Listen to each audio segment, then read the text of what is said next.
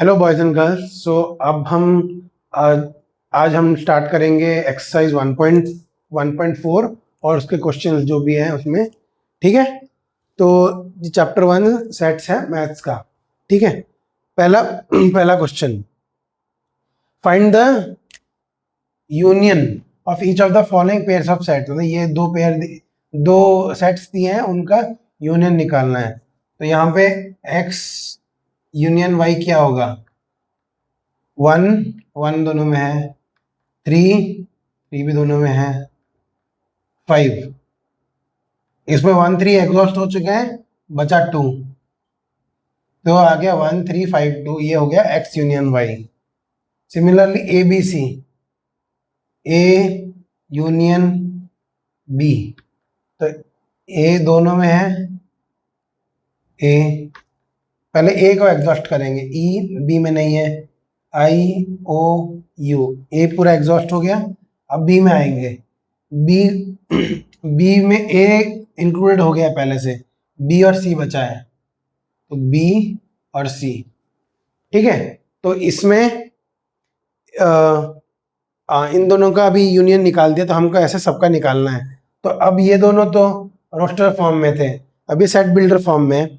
इसमें पहले ए दिया है, A is a natural number and a multiple of 3, और दूसरे में लिखा है x is a natural number less than 6। Okay, तो ये क्या है? तो यहां पे हमें यूनियन मतलब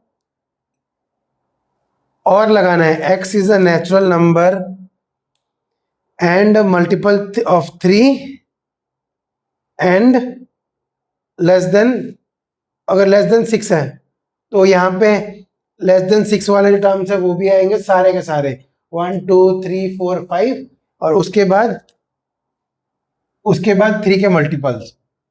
तो A intersection B is equal to A union B is equal to 1 2 3 4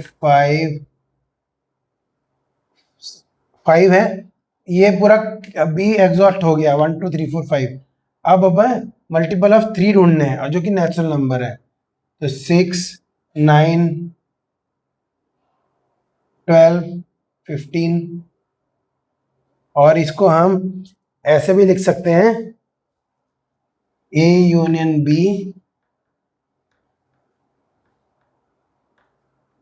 x is a natural number, comma x is multiple of 3 और x लेस देन 6। तो ये सेट बिल्डर फॉर्म में है, तो हमने इसको सेट बिल्डर फॉर्म में लिखा। यहाँ पे देखना और लिखा है, जब भी यूनियन आता है और, मतलब या तो ये हो सकता है, मतलब या ये भी हो सकता है या ये भी हो सकता है, दोनों भी हो सकते हैं। यूनियन में और है, ये भी आएंगे और जो है ये भी आएंगे। अब जब इंटरसेक्शन होता है तो वहां पे ये चीज एंड हो जाती है, मतलब वो 3 का मल्टीपल भी होना चाहिए एंड 6 से छोटा भी होना चाहिए। तो ऐसे एक ही नंबर है 3, तो अगर यहाँ इंटरसेक्शन होता तो इसका आंसर ये ना होके 3 होता। ये फॉर्म मोस्टली गलत है, क्योंकि इसमें कोई पैटर्न नहीं है कि हम जब इसको डॉट डॉट डालते हैं, डॉट डॉट डॉट करके इन्फिनिट सेट बना रहे हैं, तो उसमें ये एक पैटर्न रिपीट होना चाहिए, लेकिन पैटर्न यहाँ से स्टार्ट हो रहा है, इस जगह से स्टार्ट हो रहा है। ठीक है, तो इसका मतलब ये वाला पैटर्न और ये वाला पैटर्न सेम नहीं है, तो हम मोस्टली ये नहीं कर सकते। मैं बस डेमोन्स्ट्रेशन के लिए ये वाला बना के दे रहा था कि ऐसा दिखेगा कुछ हमारा सेट। आपको आंसर इसी फॉर्मेट में ही लिखना है, क्योंकि इस फॉर्मेट में दिया, इसी फॉर्मेट में लिखा, x is a natural number, x is a multiple of 3 और एक्स लेस देन 6। ठीक है, अब हम फोर्थ पे आते हैं। फोर्थ में है x is a natural number and x less than equal to 6, greater than 1 and less than equal to 6। दूसरे में है x is a natural number, x greater than 6 and less than 10। तो इसमें सारे नेचुरल नंबर रहेंगे जो 1 से बड़े हैं और 10 से छोटे हैं, और 6 दोनों में कवर हो जा रहा है, इसमें कवर हो जा रहा है। तो इसको ए यूनियन बी को लिखेंगे x is a natural number and 1 से बड़ा है और 10 से छोटा है। ये आ गया क्योंकि 6 कवर हो गया इस वाले केस में। 6 तो 1 नहीं होगा, 2 3 4 5 6 यहां तक जाएगा, फिर इस केस में 7 8 9 आ जाएगा। तो 2 से लेकर 9 तक सारे आ जाएंगे। तो इसका केस ये है। फिफ्थ में A is 1 2 3, B is a empty set. Empty set के साथ प्रॉपर्टी है हमारा कौन सा प्रॉपर्टी था वो, आइडेंटिटी वाला। तो अगर A यूनियन फाई है तो उसका आंसर A ही आएगा। तो आंसर A यूनियन फाई, इसका आंसर A ही आएगा। तो A या फिर जो भी लिखो 1 2 3। अब law of identity,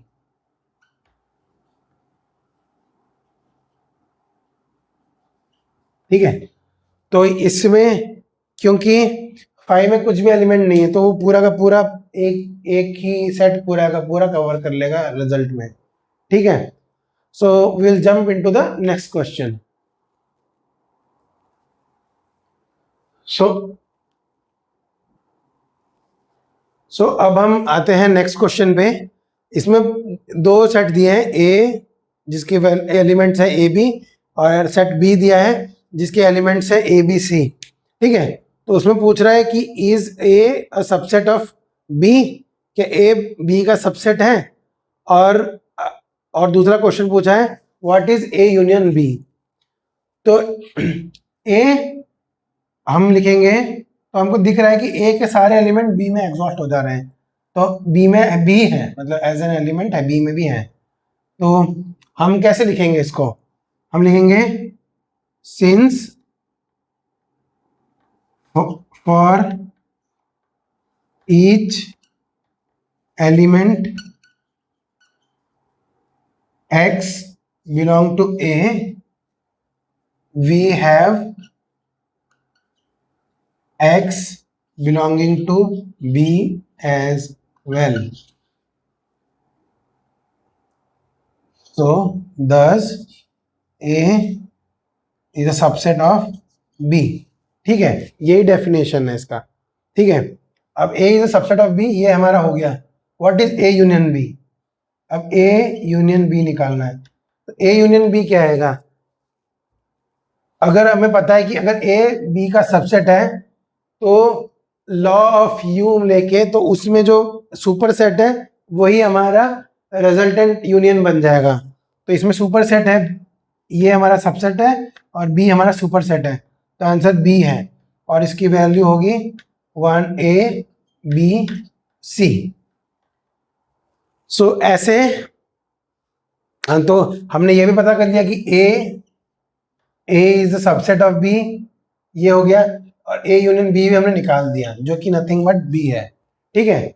that's all for this question, we will move on to the next question. So अब हम आते हैं थर्ड क्वेश्चन में। सिमिलर टू सेकंड क्वेश्चन ही है। तो इसमें पूछा गया है कि A और B दो सेट है सच दैट A हमारा B का सबसेट है, ठीक है। So what is A union B। तो हमारा जब B है तो A के सारे एलिमेंट्स B में हैं, तो क्या लिख सकते हैं, तो हम वेन डायग्राम बनाएंगे। A is a subset of B, तो ये B है ये A है। तो अब A यूनियन B निकालना है, ठीक है। तो A जिसमें A के सारे टर्म आने चाहिए और B के भी सारे टर्म आने चाहिए। तो A के सारे टर्म आ गए, अब B के सारे टर्म।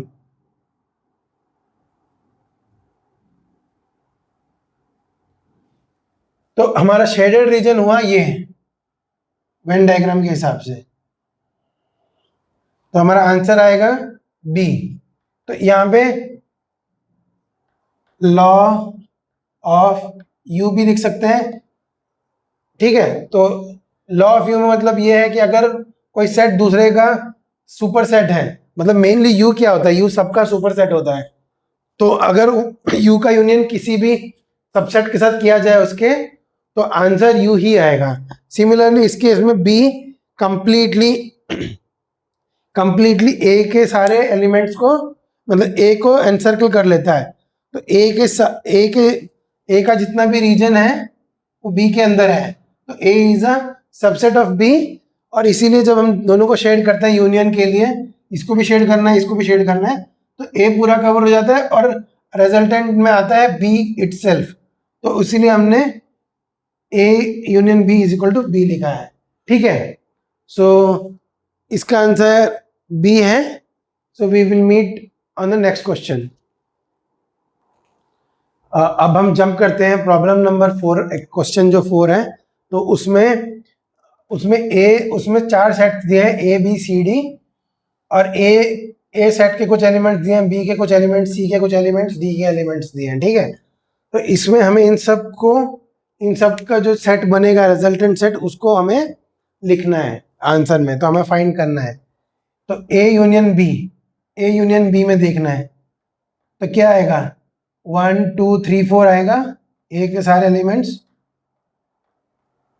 और बी के सारे एलिमेंट्स। तो 3 4 तो इंक्लूड हो चुके हैं, तो 5 6। ठीक है, ए यूनियन सी 1 2 3 4 आएगा,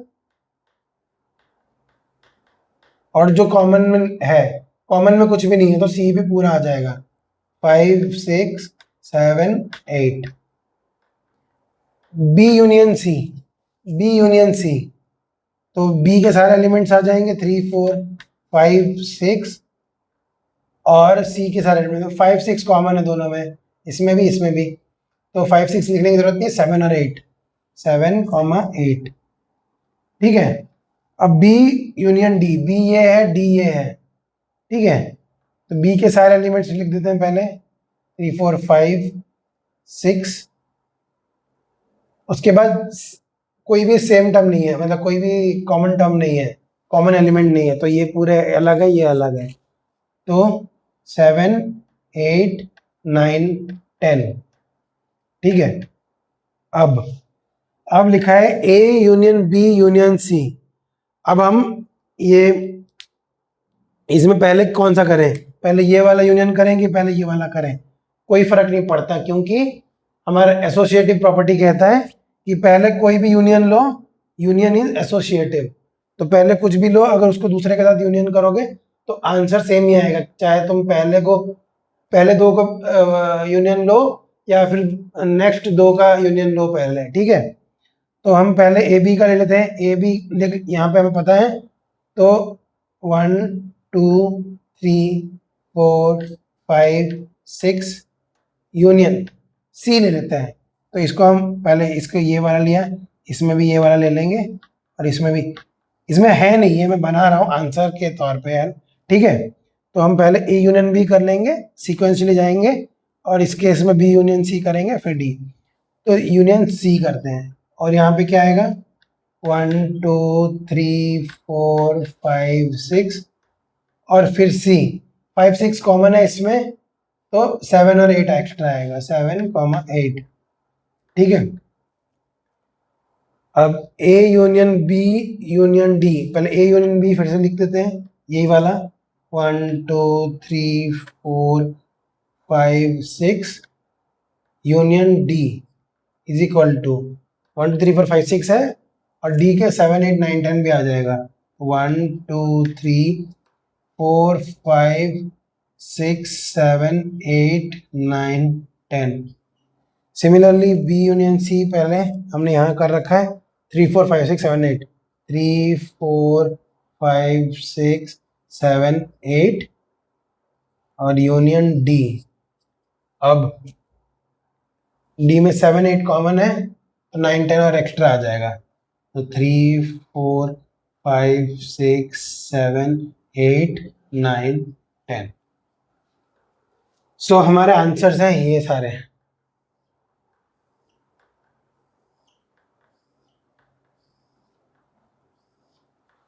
तो ये जो अंडरलाइंड है ना, ये सभी ऑप्शंस के आंसर है, जो भी ऑप्शन में हमें फाइंड करने दिया था हमने वो सारे फाइंड कर दिए हैं। ठीक है, इसे नोट कर लो। ठीक है, then we move into the next question.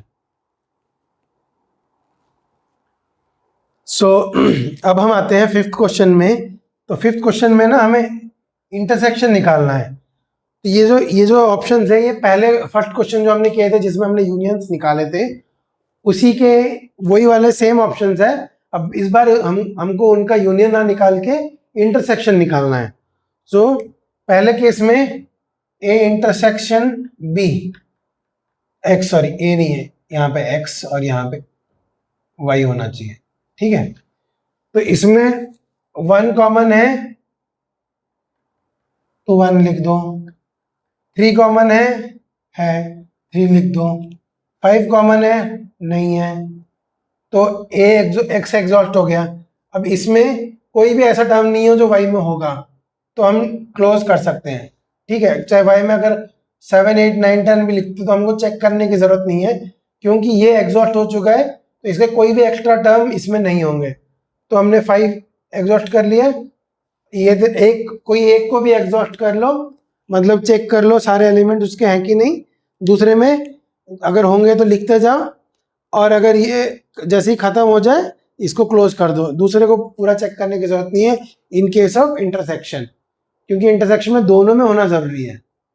तो अगर इसमें जो नहीं है, मतलब अब इसमें कुछ भी नहीं बचा, तो अगर इसके कोई भी एलिमेंट्स एक्स्ट्रा होंगे वो इसमें आएंगे ही नहीं, ठीक है। तो यहाँ पे A union, sorry A intersection B, पहला ए है, ए एलिमेंट है, ई है नहीं है, आई है नहीं है, ओ है नहीं है, यू नहीं है, नो। तो ए सेट पूरा एग्जॉस्ट हो गया। तो अब हमको पता चल गया कि इसमें ए यूनियन बी में ए ही आएगा। तुम ट्राई कर लो, बी इसमें है नहीं है, सी इसमें है नहीं है, क्योंकि इसमें इसके अलावा कुछ है ही नहीं और हमने पहले ही एग्जॉस्ट कर दिया है, ठीक है। ये मैं एक्स्ट्रा जानबूझ के बता रहा हूँ ताकि वो मन में याद रह जाए कि इंटरसेक्शन में हमें कहीं शॉर्टकट करना होगा एग्जाम टाइम में, अगर जल्दी जल्दी करना होगा तो तुम्हें पता होना चाहिए कि वाई को फिर वापस से चेक नहीं करना है, बी को वापस से चेक करने की जरूरत नहीं है ए में है कि नहीं, जब हम इंटरसेक्शन देख रहे होंगे। तो इसमें क्या है, A x is a natural number, x is a multiple of 3, और बी में क्या है, x is a natural number and x is less than 6। तो ए इंटरसेक्शन क्या आया, ए इंटरसेक्शन बी आया। मल्टीपल ऑफ 3 भी होना चाहिए और 6 से छोटा भी होना चाहिए। तो आंसर मल्टीपल ऑफ 3 क्या है, जो 6 से छोटा है, दोनों केस होने चाहिए, तो आंसर 3 है। तो इसको सेट बिल्डर फॉर्म में कैसे लिखेंगे, नॉट सेट बिल्डर फॉर्म में, A union B, A intersection B is x such that x is a natural number, comma x is multiple of 3 and यहाँ पे एंड आना चाहिए, 3 भी होना चाहिए और साथ साथ में x से छोटा, x 6 से छोटा भी होना चाहिए। तो ये हमने सेट बिल्डर फॉर्म में लिख दिया। तो अगर सेट बिल्डर फॉर्म में दिया गया है तो सेट बिल्डर फॉर्म में लिख दो। तो ये मैं बस बता रहा था कि इसका आंसर ये होगा, ठीक है। अब ऑप्शन है, अब इस वेट ओके, ठीक है। तो अब हम देखते हैं फोर्थ ऑप्शन, ठीक है। फोर्थ ऑप्शन में ए इंटरसेक्शन बी ढूंढ रहे हैं। X is a natural number, x less than, x greater than equal to, less than equal to 6 and x is between 6 and 10, greater than 6 and less than 10। तो इसमें क्या आएगा, इसमें आएगा 6, 1 से 6 तक है और 6, इसमें कोई भी टर्म सेम नहीं आएगा, कोई भी टर्म नहीं है, क्योंकि पहले में 1 2 3 4 5 6, 1 भी नहीं है, सॉरी 2 3 4 5 6 है, और सेकंड में 7 8 9। क्या ये दोनों सेट में है, कुछ कॉमन है, नहीं है। तो आंसर एम्प्टी सेट लिखो या फिर 5 लिखो। तो ए इंटरसेक्शन बी इज 5, और इसमें 5 के साथ कोई भी सेट का इंटरसेक्शन लो तो आंसर 5 ही आएगा। A intersection B is equal to A intersection 5 is equal to 5, ये क्या है, लॉ ऑफ फाई, ठीक है, ठीक है। सो इसी से हमारा फिफ्थ क्वेश्चन खत्म होता है। तो ये पहले का, दूसरे का, तीसरे को ऐसे में लिखना, चौथे में फाई, पांचवे में भी एम्प्टी सेट फाई, ठीक है, ठीक है। हम will jump into the next question. So अब हम आते हैं सिक्स क्वेश्चन पे। सिक्स क्वेश्चन में टोटल 10 ऑप्शन है, मैंने टॉप पहले 7 लिखे हैं अभी, बाकी 3 का मैं नेक्स्ट इसके बाद डिस्कस करूंगा, ठीक है। तो इसमें 4 सेट्स दिए गए हैं, उसमें यूनियन और इंटरसेक्शन के कुछ कॉम्बिनेशंस हैं, तो उनमें हमें देखना है कि रिजल्टेंट सेट क्या आता है, ठीक है। तो पहले का resultant set A intersection B, A ये है, बी है, तो 3 है, नहीं है, 5 है, नहीं है, 7 है, 9 भी है और 11 भी है। ए पूरा एग्जॉस्ट हो गया, अब बी को देखने की जरूरत नहीं है क्योंकि इंटरसेक्शन है। सिमिलरली बी इंटरसेक्शन सी है, इन दोनों में 7 है, नहीं है, 9 है, नहीं है, 11 है, 13 भी है। अब बी एग्जॉस्ट हो गया, इसको क्लोज कर दो। अब A intersection C intersection D, तो ये एसोसिएटिव लॉ के हिसाब से हम इनमें से किसको भी पहले कर सकते हैं। तो पहले हम ए इंटरसेक्शन सी कर रहे हैं सपोज, ठीक है। तो ए इंटरसेक्शन सी करते हैं, 3 5 7 9, 3 5 7 9 नहीं है, सिर्फ 11 है, सो 11 पहले सेट में और इंटरसेक्शन डी। अब क्या करेंगे, डी 11 और डी का, डी में 15 17 है और इसमें 11 है, तो 11 is not present in D, तो इसमें इंटरसेक्शन इज 5, एम्प्टी सेट आ गया। ए इंटरसेक्शन सी करना है, ये वाला इसमें है कि नहीं, तो यहाँ में हमने कर रखा है पहले से ही, तो आंसर ये 11 आएगा, ठीक है।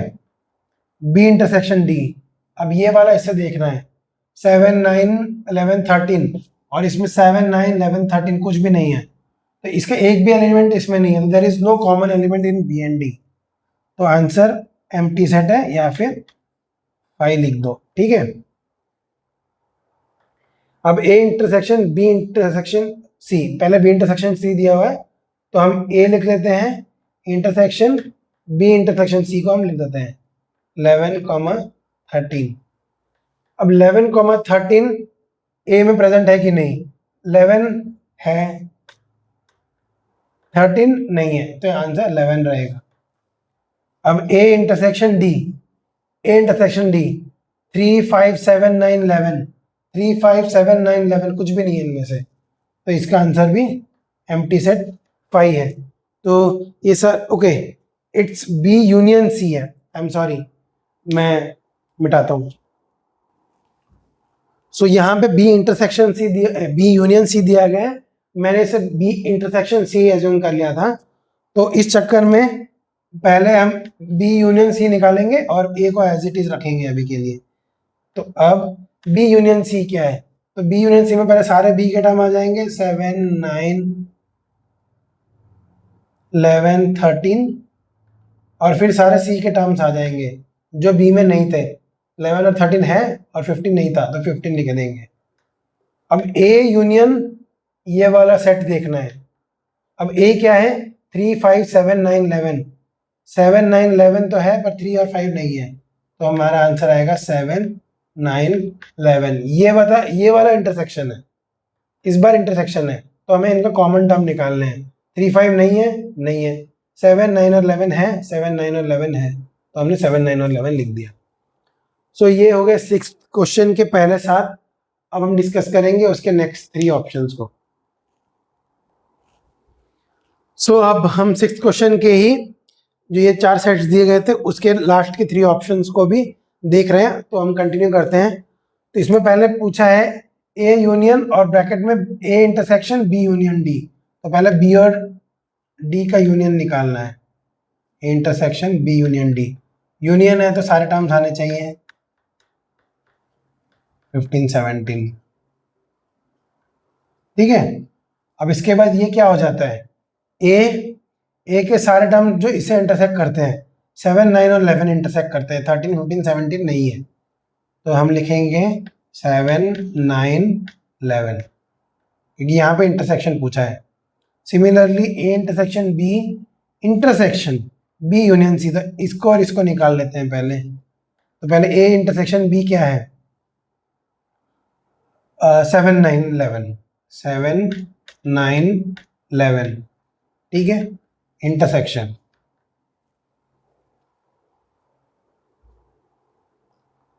एग्जैक्टली क्या, इंटरसेक्शन बी यूनियन सी क्या है, ये दोनों का सारे टर्म्स आएंगे। तो बी यूनियन सी 7 9 11 13, और 11 13 तो है, बस 15 एक एक्स्ट्रा आएगा। अब इन दोनों का यूनियन निकालना है। इन दोनों का यूनियन क्या है, 7 9 11, 7 9 11 है, और 13 15 एग्जॉस्ट मतलब नहीं होंगे, तो ऐसे 7 9 11। देखो कैसे इतना सारा अलग है, फिर भी दोनों के टर्म सेम आए। ये दोनों कितने अलग अलग है अपने आप में, ठीक है। तो ऐसा इंटरसेक्शन आखिर अक्सर हो जाता है।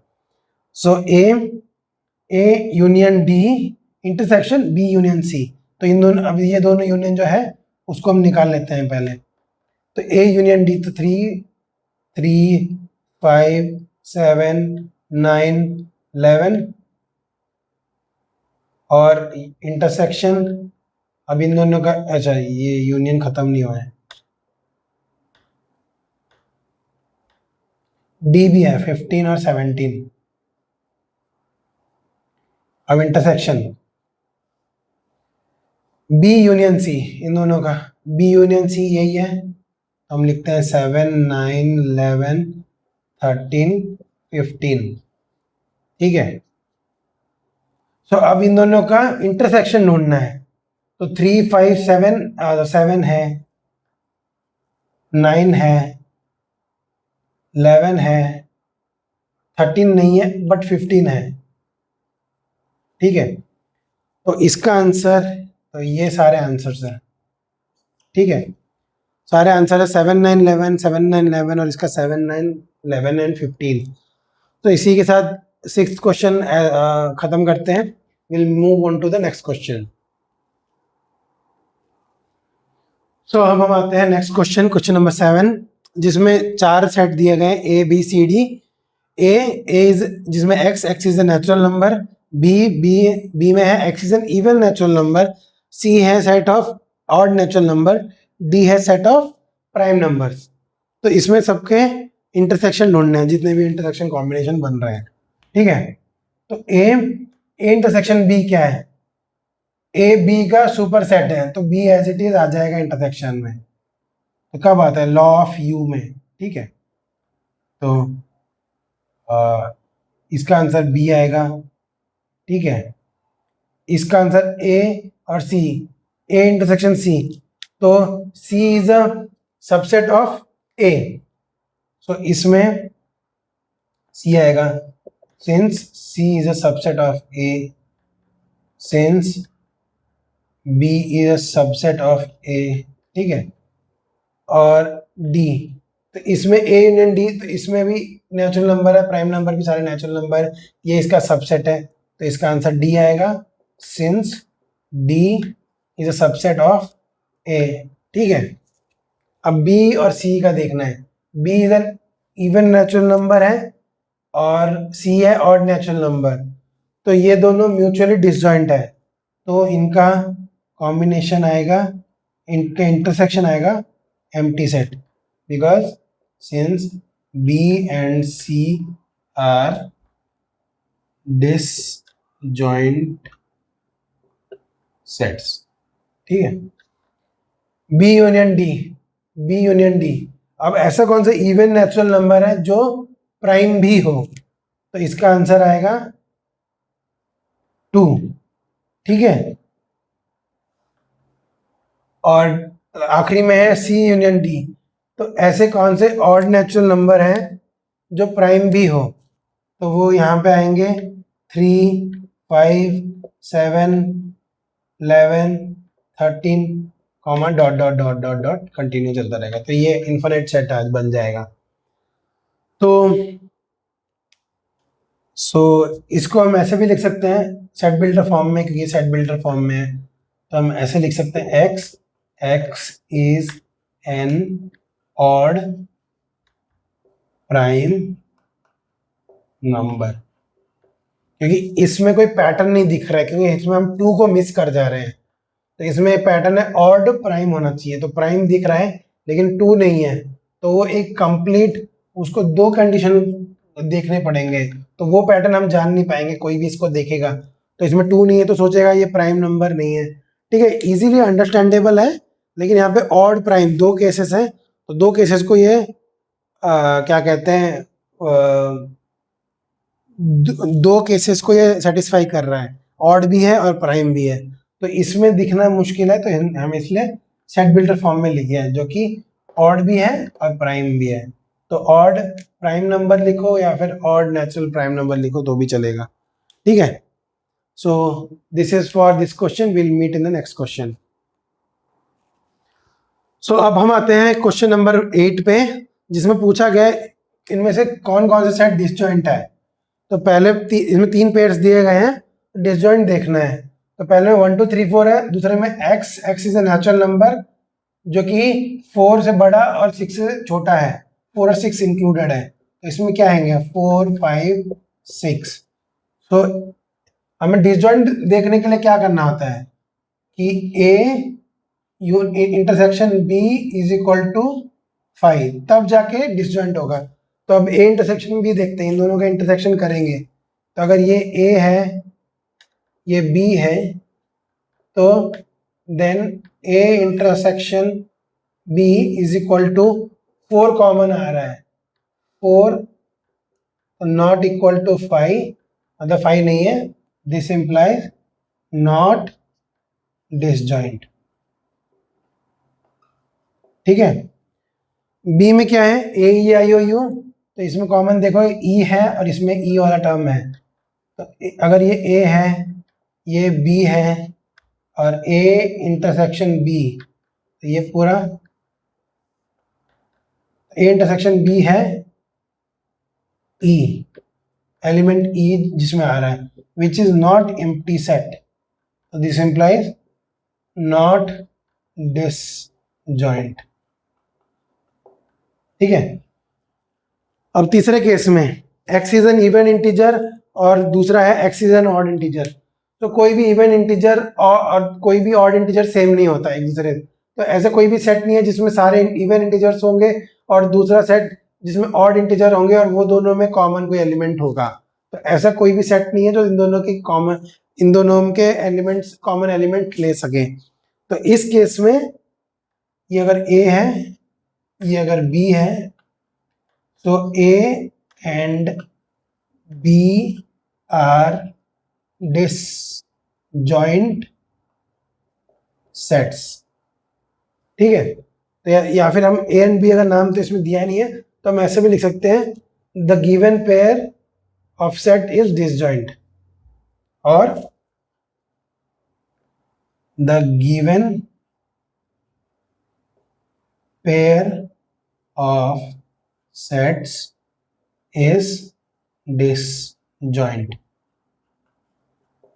ठीक है, तो इसके हिसाब से क्वेश्चन 8 यहीं पे समाप्त होता है। अब हम मूव करेंगे नेक्स्ट क्वेश्चन पे।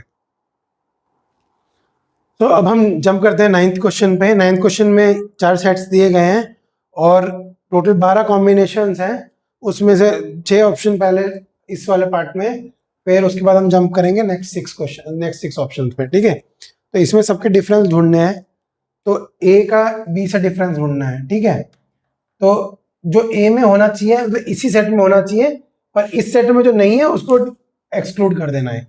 तो 3, तो क्या क्या एक्सक्लूड करना है, 3 6 9 12 एक्सक्लूड करना है और कुछ नहीं। तो इसमें लिखना है 3 6 9 15 18 21।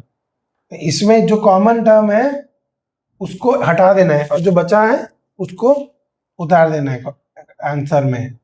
तो a माइनस सी, अब a में क्या है 6 कॉमन है, 12 कॉमन है और कुछ नहीं है, तो 6 और 12 को कैंसिल आउट करना है, बाकी सब लिखना है। तो 3 9 15, 18, 21। A minus D, A minus D, इसमें 15 कॉमन है, तो 15 को छोड़ के सारे एलिमेंट लिखने हैं ए के। तो 3, 6, 9, 12, 18, 21।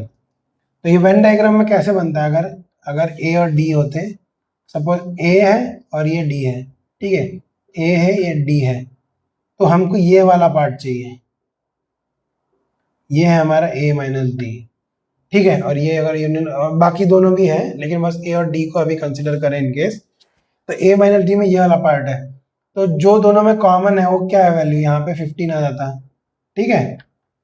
बाकी सारे एलिमेंट इसमें आ जाते हैं, इस वाले शेडेड रीजन में। तो हमें जो शेडेड रीजन है वही वाला पार्ट चाहिए, और जो कॉमन टर्म है दोनों में है वो नहीं चाहिए। तो हमारे ये ऐसे आया, ठीक है। तो अब बी माइनस ए करते हैं, इसका इसमें माइनस कितना है, ठीक है।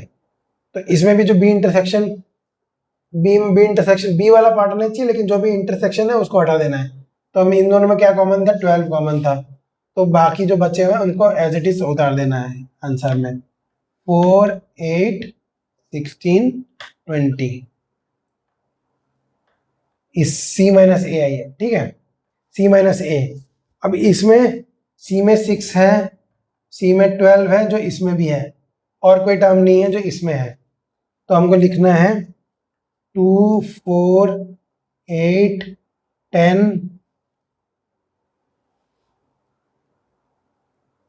14, 16, ठीक है। अब हमें डी माइनस ए ढूंढना है, डी माइनस ए, डी माइनस ए में ए ओनली, ए में 15 बस है और बाकी नहीं है, तो 5, 10, 20 आएंगे इसमें, 5, 10, 20। सो ये है पहले 6 के आंसर्स। अब हम जंप करेंगे नेक्स्ट 6 ऑप्शंस में और उनके आंसर्स निकालेंगे। सो अब हम कंटिन्यू करते हैं। क्वेश्चन नंबर 9, हमें 4 सेट दिए गए थे, अब जो बचे डिफरेंसेस है उनको निकालना है।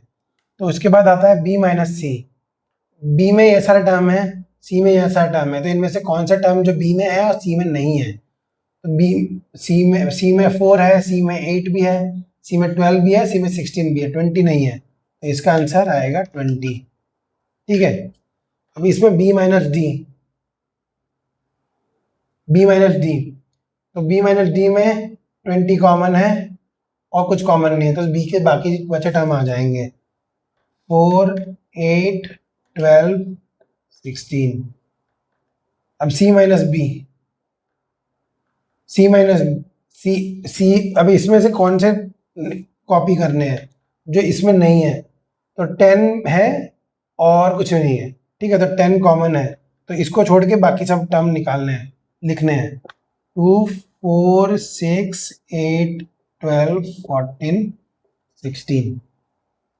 अब ये आ गया डी माइनस बी, और डी डी का एज इट इज उतारना है, लेकिन उसमें कौन सा टर्म नहीं होना चाहिए, बी में जो है, बी में ये है, ये दोनों कॉमन है, ये वाला कॉमन है 20, और बाकी 3 जो बचे हैं वो उतार देना है, 5, 10, 15। इतना याद रखो कि ये वाला, जैसे कि यहाँ बी माइनस डी है, यहाँ पे डी माइनस बी है, ये हमेशा म्यूचुअली डिसजॉइंट ही रहेगा हमेशा, क्योंकि अगर तुम इनका वेन डायग्राम बनाओगे,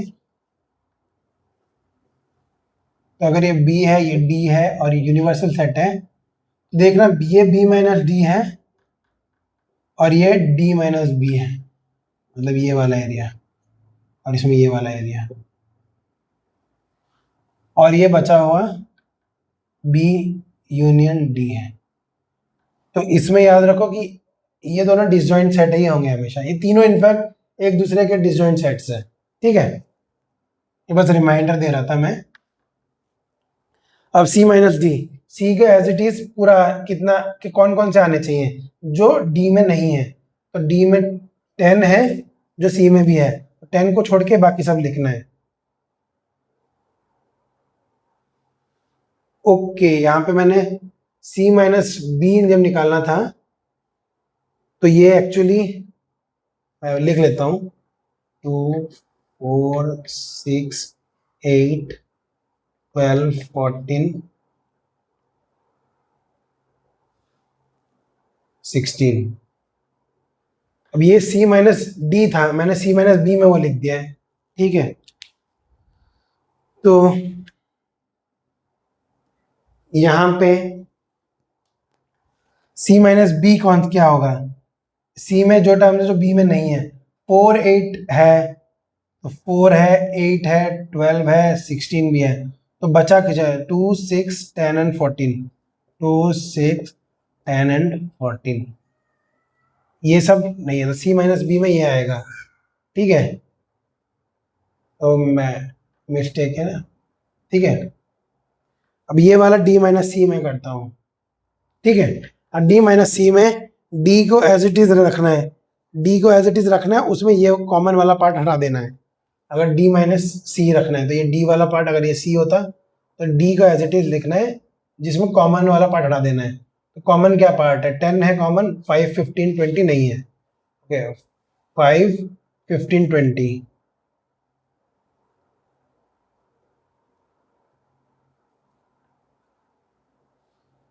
तो ये हमारे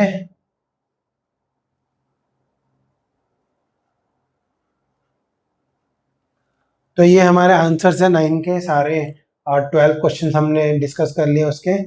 अब हम जंप करेंगे नेक्स्ट क्वेश्चन पे। तो अब हम आते हैं क्वेश्चन नंबर 10 एक्सरसाइज 1.4 का। तो उसमें दो सेट्स दिए गए हैं, उनका हमें पहले का x माइनस वाई ढूंढना है, y माइनस एक्स ढूंढना है, और x इंटरसेक्शन y ढूंढना है। मतलब दो सेट दिए गए हैं x और y, और हमें ये ढूंढना है, ये ढूंढना है, और ये ढूंढना है, ठीक है।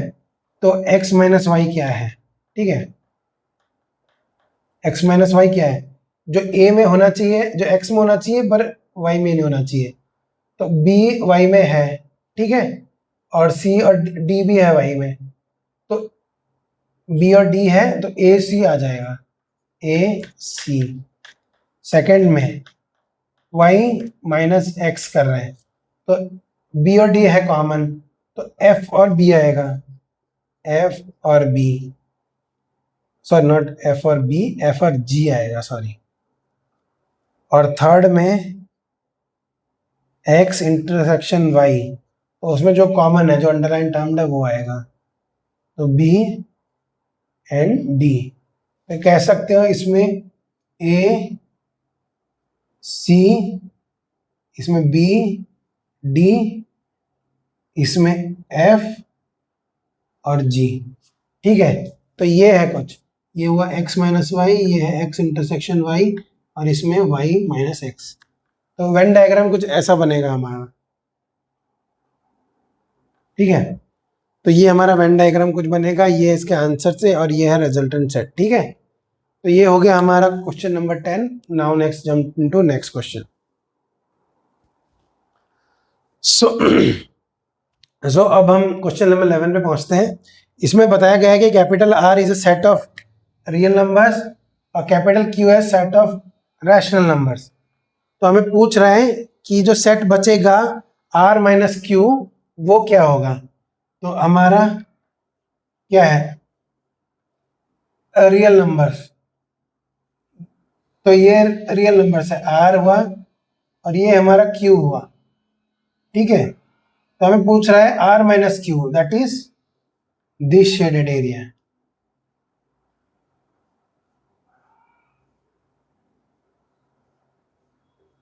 तो ये क्या है, R हमारा यूनिवर्सल सेट है, ठीक है।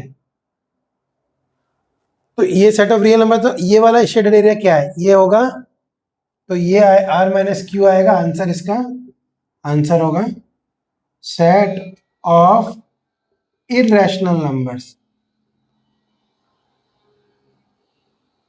जिसको हम रिप्रेजेंट करते हैं टी से रिप्रेजेंट करते हैं। So R minus Q is equal to T, ठीक है। तो capital R minus capital Q is equal to T. तो ये हमारा आंसर आया। ठीक है, सो 11th क्वेश्चन का आंसर ये है। Now we will jump on to the next question. So अब हम आते हैं लास्ट क्वेश्चन पे, एक्सरसाइज 1.4 के, जिसमें हमें चार स्टेटमेंट दिए गए हैं। उसमें हर स्टेटमेंट को या तो ट्रू या फॉल्स में बताना है, और अगर ट्रू फॉल्स जो भी आंसर है उस आंसर को जस्टिफाई करना है। तो अगर ट्रू आया तो क्यों आया, फॉल्स आया तो क्यों नहीं, क्यों फॉल्स है, तो वो हमें बताना है। ठीक है, तो 2, 3, 4, 5 एंड 3, 6 आर डिसजॉइंट सेट्स। तो यहाँ पे 3 कॉमन है, मतलब डिसजॉइंट नहीं है, तो फॉल्स, इसका आंसर आएगा फॉल्स, वो नॉट डिसजॉइंट, क्योंकि ये वाला पार्ट फॉल्स है, क्योंकि डिसजॉइंट नहीं है, क्योंकि बिकॉज अगर ये हमारा ए सेट है, ये हमारा बी सेट है, तो A intersection B is not empty. ठीक है, यहाँ पे पहले लिख दो 3 which is not empty is equal to 3 which is not empty. तो ये रीजन है। डिसजॉइंट सेट तब होता है जब इंटरसेक्शन एम्प्टी होगा, यहाँ पे एम्प्टी नहीं है। तो ए ई आई ओ यू आर डिसजॉइंट सेट्स, ये भी फॉल्स आएगा क्योंकि इसमें ए कॉमन है। और ठीक है, तो ये भी हमारा फॉल्स है, because A intersection B is equal to element A not which is not equal to set 5 empty set. ठीक है, सिमिलरली इसमें 2, 6, 10, 14, इसमें एक भी सेम नहीं है, तो ये डिसजॉइंट सेट है, तो आंसर ट्रू है। और इसमें because A intersection B is equal to 5 in this case, तो ये हमारा ए है, और ये हमारा ए है, ये हमारा बी है, इसमें हमारा ये ए है, ये बी है। तो इसको कैसे लिखेंगे हम, let A with this, let B with this, and A intersection B is equal to A which is not a empty set, और उसके बाद हम लिखेंगे thus the given statement is false। तो इसमें 2, 6, 10 है, इसमें भी